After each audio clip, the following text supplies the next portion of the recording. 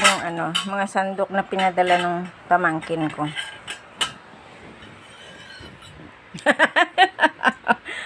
Ang lalaki. Pwede pang sampal to. Ang lalaki, oh. Oh. Yan. Ito pa isa. Pang sudsud. Panghandaan, oh. Ang lalaki. Oh, ito pa isa.